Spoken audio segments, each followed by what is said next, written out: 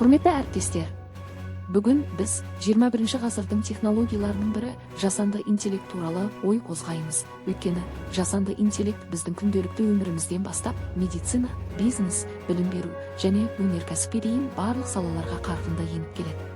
Жасанды интеллект адамның мүмкіндіктерін кеңейтіп, шығармашылығын жаңа деңгейге көтеруде. Әсіресе жасанды интеллект білім саласында көптеген өзгерістерге жол салып жатыр.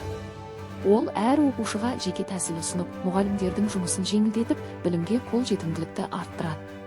Ең бастысы, жасанды интеллект адамның шығармашылық және сыни ойлау қабілетін толықтырып, болашақ ұрпақтың дамуына жаңа мүмкіндіктер ашады. Бұл шебер сыныпта сіздерге әріптестеріңіз жасанды интеллекттің өз тәжірибесіне қаншалықты енгенін көрсетеді. Баршаңызды белсенді қатысуға шақырамын.